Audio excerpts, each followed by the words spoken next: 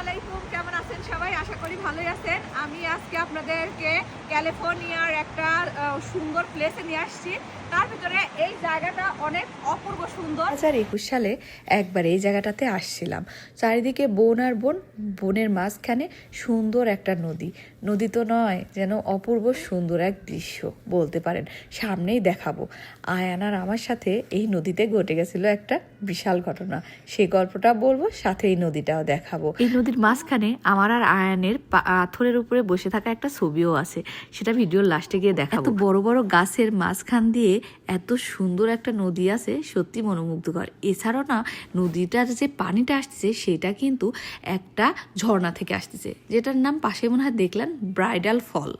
তবে একটা কথা কি ভাই বোনেরা, সময় কারো জন্য থেমে থাকে না রে ভাই বোনেরা। এই তো চোখ মনে হচ্ছে সেই দিন আসছিলাম এই জায়গাটায়, 2021 সালে আমরা আসছিলাম। এখানে আমরা বসে থেকে কত গল্প করলাম, ছবি তুললাম, পিকনিক করলাম। আর একটু পানিও তখন ছিল না, অল্প স্বল্প পানি ছিল। আর আজকে 2025 সালে যখন আসছি, ফুল নদীতে পানি আর পানি, কোথাও মানে একটুও জায়গা নেই যেখানে আমরা বসে সেই দিনের মতো ছবি তুলব। কি অদ্ভুত না? সেই কারণে বলে সময় কারোর জন্য অপেক্ষা করে না।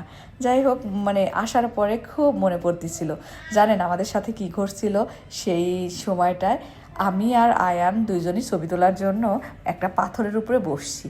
আমার চোখে ছিল একটা সানগ্লাস, ওটার দাম ছিল $350 মতো।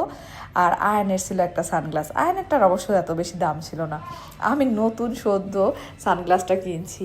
আসার পরে হঠাৎ করে আমার চোখ থেকে পড়ে যায়, পড়ে গিয়ে একদম পানিতে ডুবে গিয়ে শুতে নিয়ে যায় চশমাটা।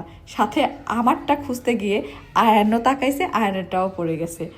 সে কি আমার মন খারাপ, আমি রাগ করে এই নদীটার নামও দিছিলাম একটা, যে সেই নদীর পাশে। সেই সময় আয়ান অনেক ছোট ছিল, আর আজকে আয়ান অনেকটা বড় হয়েছে। 2021 সালে যখন আসছিলাম তখনও আমি এই নদীর পাশ দিয়ে ঘুরে বেড়াইছিলাম, আজকেও ঘুরে বেড়াচ্ছি, কারণ এই জায়গাটা সত্যি মনোমুগ্ধকর।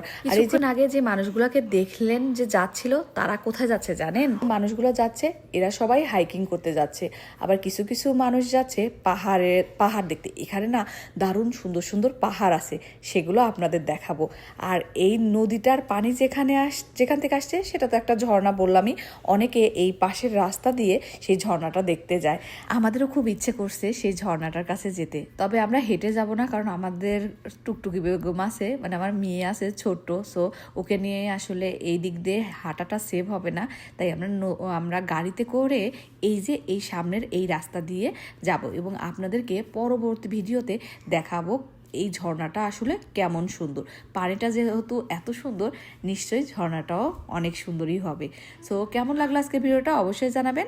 ভালো লাগলে ভিডিওটা একটুখানি লাইক, একটুখানি কমেন্ট করবেন প্লিজ। বাই বাই, টাটা, ভালো থাকবেন সবাই।